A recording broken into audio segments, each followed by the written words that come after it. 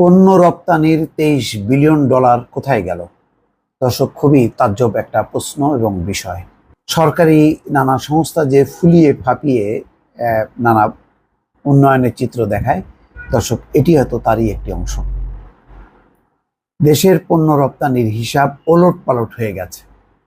এতে পণ্য রপ্তানির 2334 কোটি বা 23.34 বিলিয়ন হদিস মিলছে না। সদ্য বিদায়ী 2023-24 অর্থ বছরের প্রথম 10 মাস ও এর আগের 2022-23 অর্থ বছরের প্রথম 10 মাস মিলিয়ে মোট 20 মাসে $9,314 কোটি রপ্তানির তথ্য দিয়েছিল রপ্তানি উন্নয়ন ব্যুরো। তবে বাংলাদেশ ব্যাংক এখন বলছে ওই সময় রপ্তানি হয়েছে $6,980 কোটি।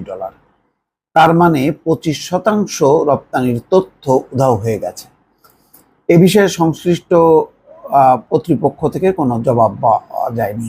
ব্যবসায়ী নেতারা বলছেন, তারা দীর্ঘদিন ধরে রপ্তানির পরিসংখ্যান নিয়ে যে সন্দেহ প্রকাশ করে আসছিলেন, শেষ পর্যন্ত সেটি প্রমাণিত হলো। এতদিন রপ্তানি ফুলিয়ে ফাঁপিয়ে দেখানোর চেষ্টা হয়েছে, এতে নীতি নির্ধারকরা ভুল বার্তা পেয়েছেন।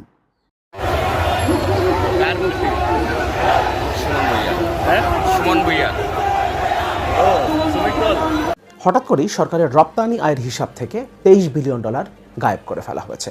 এতদিন ইপিবি, কেন্দ্রীয় ব্যাংক এবং রাজস্ব বোর্ড যে হিসাব দিত রপ্তানি আয়ের, সেখানে $23 বিলিয়ন একটা তারতম্য ছিল। এখন ইপিবির হিসাব থেকে $23 বিলিয়ন গায়েব করে ফেলার মধ্য দিয়ে এই তারতম্যটার একটা ব্যালেন্স করা হয়েছে। কিন্তু অনেক দিন থেকেই আমদানি রপ্তানি ব্যবসার আড়ালে বিদেশে টাকা পাচার হচ্ছে, এই আলোচনাটা আছে। আন্ডার ইনভয়েসিং এবং ওভার ইনভয়েসিংয়ের মাধ্যমে এটা করা হচ্ছে এবং $23 বিলিয়ন যে তারতম্যটা ছিল সেটা অনেক প্রশ্ন তৈরি করেছিল এবং ব্যবসায়ীদের দিকে এক ধরনের সন্দেহের তীর ছিল যে তারা রপ্তানি করবার পরেও এই টাকাটা দেশে আনেনি, এই টাকাটা বিদেশে পাচার হয়েছে। এখন ইপিবি যখন তাদের হিসাব থেকে $23 বিলিয়ন বাদ দিচ্ছে, তখন ব্যবসায়ীরা আপাতত এই অভিযোগ থেকে পার পেয়ে যাচ্ছেন। কিন্তু $23 বিলিয়ন এতদিন কেন বেশি দেখানো হয়েছে?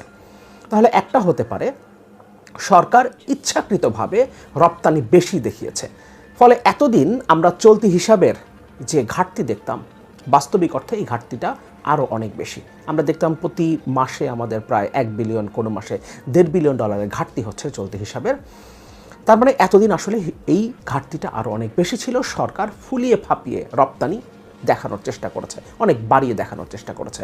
আমাদের প্রধানমন্ত্রী তো প্রায়ই বলেছেন, আমাদের রপ্তানি $1 বিলিয়ন ছাড়িয়ে গেছে, এত প্রবৃদ্ধি হয়েছে আমাদের রপ্তানিতে। তার মানে এই সব কিছুই ছিল মিথ্যা কথা, একটা ফুলিয়ে ফাঁপিয়ে দেখানো, এক ধরনের বাটপাড়ি, জনগণের সাথে এক ধরনের বাটপাড়ি ছিল এগুলো। এটা একটা হতে পারে। আরেকটা হতে পারে, এখন যে গায়েব করে ফেলা হলো ইপিবির হিসাব থেকে, অর্থাৎ কেন্দ্রীয় ব্যাংক তো এটা পায়নি এবং রাজস্ব বোর্ডের হিসাবেও এটা নাই, কিন্তু ইপিবি এতদিন দেখিয়েছে এটাকে রপ্তানি হিসেবে। তাহলে এটাও হতে পারে রপ্তানি আসলে হয়েছে, কিন্তু এই রপ্তানির টাকাটা দেশে আসেনি। এখন এটাকে ব্যালেন্স করবার জন্য ইপিবি তাদের হিসাব থেকে এটাকে বাদ দিয়ে দিচ্ছে। যে কোনো একটা হতে পারে। আবার দুটোই হতে পারে, সরকারের অলিগার কিছু ব্যবসায়ীকে সেভ করবার জন্য, তাদের পাচারের টাকাকে জায়েজ করবার জন্য এটা করা হয়ে থাকতে পারে, এবং সরকার এতদিন ফুলিয়ে ফাঁপিয়ে যে রপ্তানিটা দেখিয়েছে সেটাকেও অ্যাডজাস্ট করার একটা প্রয়োজন ছিল, সেটাকেও হয়তোবা সরকার এর মধ্য দিয়ে অ্যাডজাস্ট করে ফেলল। প্রথম আলো থেকে একটা রিপোর্ট দেখব আমরা, তারপর পুরো বিষয়টা আমাদের একটু আলোচনা করা দরকার। কারণ একটা দুটো টাকার ব্যাপার তো না, এখানে $23 বিলিয়ন ব্যাপার। $23 বিলিয়ন কীভাবে হঠাৎ করে রাতারাতি আপনি একটা হিসাব থেকে গায়েব করে দিতে পারেন? এবং সবচেয়ে সন্দেহের বিষয় হচ্ছে, এই ব্যাপারে কেউই কথা বলছে না। ইপিবির পক্ষ থেকে কোনো কথা বলা হচ্ছে না, কেন্দ্রীয় ব্যাংক কোনো কথা বলছে না, এনবিআর কোনো কথা বলছে না। এনবিআর এবং কেন্দ্রীয় ব্যাংক যখন কথা বলছে না, তখন স্বাভাবিক তারা বলতে পারে এটা ইপিবির ব্যাপার, তারা তাদের হিসাব থেকে এটাকে গায়েব করে ফেলেছে বা বাদ দিয়েছে, কিন্তু আমাদের হিসাব তো আগের যেটা আমরা দিয়েছি সেটাই আছে। কিন্তু ইপিবির পক্ষ থেকে কেন কথা বলা হচ্ছে না এবং সাংবাদিকদের তারা এড়িয়ে চলছেন? তার মানে নিশ্চয়ই এর ভেতরে কোনো একটা ঘটনা আছে। এবং আরেকবার বলি, এটা $23 বিলিয়ন একটা হিসাব। প্রথম আলো রিপোর্টের হেডলাইন, পণ্য রপ্তানির $23 বিলিয়ন কোথায় গেল? দেশের পণ্য রপ্তানির হিসাব ওলটপালট হয়ে গেছে।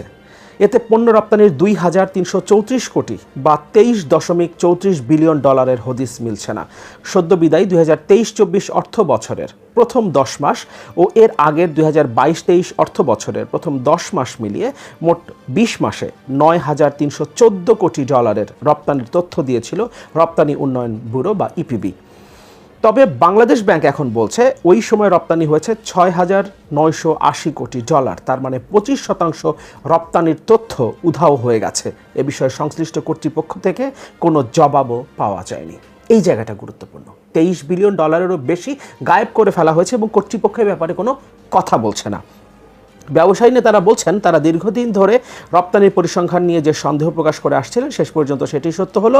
এতদিন রপ্তানি ফুলিয়ে ফাঁপিয়ে দেখানোর চেষ্টা হয়েছে, এতে নীতি নির্ধারকেরা ভুল বার্তা পেয়েছেন। অ্যাকচুয়ালি নীতি নির্ধারকেরা না জেনে তো এটা করেননি, তারা ভুল বার্তা পাননি, তারা ভুল বার্তা দেবার চেষ্টা করেছেন। শিল্পের অনেক ক্ষতি হয়েছে। অন্যদিকে অর্থনীতিবিদরা বলছেন রপ্তানির হিসাব দেশের লেনদেন ভারসাম্য বৈদেশিক মুদ্রার বিনিময়ে প্রভাব ফেলে, সুতরাং এই উদ্যোগটা নেওয়া দরকার ছিল, অর্থাৎ সঠিক হিসাবটা আমাদের সামনে আসা দরকার। কিন্তু হঠাৎ করে কেন 23 বিলিয়ন ডলার গায়েব করা হলো সেটাও আমাদের জানা দরকার। এই তথ্যটাও আমাদের জানা দরকার। কেন করা হলো, কাদের স্বার্থে করা হলো, এবং এখানে কি কোনো ব্যবসায়ীকে ছাড় দেওয়া হলো? যে ব্যবসায়ী রপ্তানি করেছিলেন কিন্তু দেশে টাকা আনেননি, এই টাকাটা তিনি পাচার করেছেন রপ্তানি ব্যবসার আড়ালে, সেটাও হয়ে থাকতে পারে। সুতরাং এই বিষয়গুলো সম্পর্কে তো প্রশ্নের উত্তর দিতে হবে। আপনারা লুকোচুরি কেন করবেন? এদিকে পণ্য রপ্তানির 2,334 কোটি ডলারের হিসাব কোথায় গেল সে বিষয়ে নিশ্চুপ আছেন ইপিবির কর্মকর্তারা। নাম প্রকাশ না করার শর্তে সংস্থাটির একাধিক কর্মকর্তা জানান 2-3 বছর ধরে সংস্থাটির রপ্তানির যে পরিসংখ্যান প্রকাশ করে আসছে তাতে ত্রুটি আছে।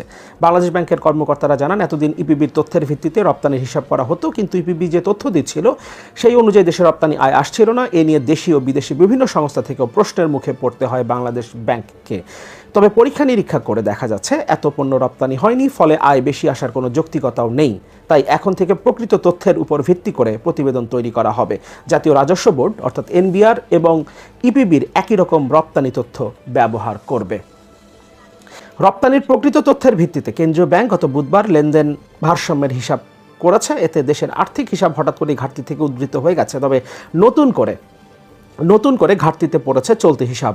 রপ্তানি তথ্যের হিসাবে ওলটপালট হওয়ায় গত বছরের জুলাই থেকে চলতি বছরের এপ্রিল পর্যন্ত লেনদেন ভারসাম্য ঘাটতি হচ্ছে 556 কোটি ডলার। আরও 556 কোটি ডলারের ঘাটতি এখন চলতি হিসাবে দেখা যাচ্ছে। ইপিবির তথ্যানুযায়ী গত 2022-23 অর্থ বছরের প্রথম 10 মাসে 4,567 কোটি ডলারের পণ্য রপ্তানি হয়, কিন্তু এখন বাংলাদেশ ব্যাংক বলছে হয়েছিল অ্যাকচুয়ালি 3,631 কোটি ডলারের রপ্তানি, তার মানে 954 কোটি ডলারের রপ্তানি কম হয়েছে। হতে পারে এটা আসলেই কম হয়েছে, সরকার বেশি দেখিয়েছে, কিংবা ওই 10 মাসে 954 কোটি ডলার বিদেশে পাচার হয়ে গেছে রপ্তানি ব্যবসার আড়ালে। একইভাবে বিদায়ী 2023-24 অর্থ বছরের প্রথম 10 মাসে 4,747 কোটি ডলারের পণ্য রপ্তানি দেখানো হয়েছিল, ইপিবি দেখিয়েছিল। কেন্দ্রীয় ব্যাংক বলছে ওই সময় প্রকৃত রপ্তানি হচ্ছে 3,367 কোটি ডলার, অর্থাৎ 1,380 কোটি ডলার, 1,380 কোটি ডলার অ্যাকচুয়াল রপ্তানি কম হয়েছে। আবার আগের মতো একই বিষয় হতে পারে, ফুলে ফাঁপিয়ে দেখানো হয়েছে 1,380 কোটি ডলারের রপ্তানি, কিংবা এটা আসলে রপ্তানি হয়েছে কিন্তু দেশে এই টাকাটা আসেনি, টাকাটা পাচার হয়েছে। রপ্তানি তথ্যের গড়মিলের বিষয়ে জানতে গত বৃহস্পতিবার দুপুরে ইপিবির ভাইস চেয়ারম্যান মোহাম্মদ আনোয়ার হোসেনের দপ্তরে যান প্রথম আলোর এই প্রতিবেদক। সংস্থার একাধিক কর্মকর্তা জানান বাণিজ্য মন্ত্রণালয়ে জরুরি বৈঠকে গেছেন ভাইস চেয়ারম্যান, পরে তার মুঠোফোনে কল করা হলেও সেটি বন্ধ পাওয়া যায়, ফলে এ বিষয়ে ইপিবির আনুষ্ঠানিক কোনো বক্তব্য পাওয়া যায়নি। দেশের পণ্য রপ্তানির 84-85% তৈরি পোশাক। ইপিবির রপ্তানি পরিসংখ্যান নিয়ে গত 22-23 অর্থ বছরের মাঝামাঝি থেকে সন্দেহ প্রকাশ করতে থাকেন তৈরি পোশাকের রপ্তানিকারকেরা। তারা বলছেন এখন যে হিসাবটা আসছে সেটাই প্রকৃত হিসাব। তারা এটাই বলবেন, কারণ এটাকে প্রকৃত হিসাব দেখাতে পারলে ব্যবসায়ীদের উপর থেকে অভিযোগটা পুরোপুরিভাবে চলে যায়। কিন্তু এতদিন তাহলে সরকার চলতি যে হিসাবটা দেখিয়েছে, চলতি হিসাবের ঘাটতি যেটা দেখিয়েছে, তার চেয়ে ঘাটতি আরও অনেক বেশি ছিল। আমরা যে অনেকদিন থেকে বলে আসছি সরকার যে রিজার্ভের কথা বলছে, তাদের রিজার্ভ মজুদ আছে, এটা তো কাগজে কলমের হিসাব। এবং যে ঘাটতিটা এখন বের হচ্ছে, অর্থাৎ 23 বিলিয়ন ডলার রপ্তানি তারা দেখিয়েছে যেটা আসলে রপ্তানি হয়নি, এখন বলছে এতে ব্যবসায়ীদের ওপর থেকে অভিযোগটা চলে যাচ্ছে। কিন্তু সরকার এখন চলতি হিসাবের যে ঘাটতির হিসাবটা আমাদের সামনে আসবে সেটাকে কিভাবে ম্যানেজ করবে, সেটা আমাদের সামনে কিভাবে প্রেজেন্ট করবে। এবং এখন ইপিবি কিন্তু কোনো কথা বলছে না, ইপিবির চেয়ারম্যানকে পাওয়া যাচ্ছে না, ইপিবির কর্মকর্তারা মুখে কুলু পেটেছেন।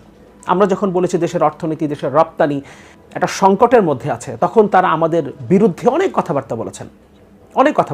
তারা কাগজ কলমের এই হিসাব দেখিয়েছেন, কত রপ্তানি হয়েছে সেটা তারা দেখিয়েছেন।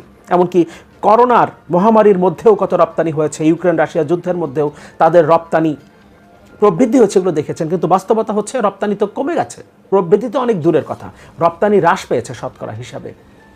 সারা পৃথিবীতে কি তাই হয়েছে? এখন যদি হিসাব করা যায় তাহলে বাংলাদেশের রপ্তানি পৃথিবীর অন্য যে দেশগুলো রপ্তানি করে, বিশেষ করে তৈরি পোশাক, তাদের চেয়ে অনেক বেশি মাত্রায় কমেছে। এই কারণে ধামাচাপা দেওয়ার চেষ্টা করা হয়েছে সেটাকে, সরকারের সেই ব্যর্থতাকে। এটা হতে পারে, পাশাপাশি আরেকটা হতে পারে যেটা বিদেশে টাকা পাচারকে জায়েজ করার একটা প্রক্রিয়া। যেটাই হোক না কেন সরকার জনগণের কাছ থেকে আড়াল করবার চেষ্টা করছে আসল তথ্য। তাহলে জনগণ আসল তথ্যটা পাবে কোথায়? দেশের অর্থনীতির আসলে কি অবস্থা? আমাদের এই যে প্রতি মাসে আমাদের চলতি হিসাবের যে ঘাটতি, এই ঘাটতির আসল পরিমাণ কত, এবং আসল পরিমাণটা যদি বের হয় তাহলে আমাদের রিজার্ভের সঠিক পরিমাণটা কত? আপনারা এই গ্রস রিজার্ভ, নেট রিজার্ভ, আইএমএফকে দেখানো রিজার্ভ, কেন্দ্রীয় ব্যাংকের ঘোষণা করা রিজার্ভ, এত কথা বাদ দেন। সত্যিকারের রিজার্ভ কত দেশের সেটা এখন প্রকাশ করতে হবে। কারণ ইপিবি যখন $23 বিলিয়ন হুট করে একদিন তাদের হিসাব থেকে গায়েব করে ফেলতে পারে, তাহলে কেন্দ্রীয় ব্যাংক কোনো একদিন হঠাৎ করেই বলে ফেলতে পারে আমাদের হাতে আর কোনো রিজার্ভ নাই, কিংবা আমাদের রিজার্ভ $2 বিলিয়ন, এতদিন আমরা ফুলিয়ে ফাঁপিয়ে অনেক বেশি দেখিয়েছি, এখন সেটা আমরা ঠিক করছি, আমরা সেই একটা ভারসাম্য আনছি, যে তারতম্যটা ছিল সেটাকে আমরা ঠিকঠাক করছি। হঠাৎ করে বলে ফেলতে পারে ইপিবি, যদি হঠাৎ করে বলতে পারে $23 বিলিয়ন কথা, তাহলে হঠাৎ করে কেন্দ্রীয় ব্যাংকও বলে ফেলতে পারে আমাদের কাছে কোনো রিজার্ভ নাই। সুতরাং আমরা জানতে চাই সঠিক হিসাবটা কি, রিজার্ভের সঠিক হিসাবটা কি। প্রশ্ন আসতেই পারে, কারণ রিজার্ভ নিয়ে যখনই প্রশ্ন করা শুরু করেছে সাংবাদিকরা, তখন থেকেই আপনি বাংলাদেশ ব্যাংকে সাংবাদিকদের প্রবেশ করা বন্ধ করে দিয়েছেন। কি হয়েছে?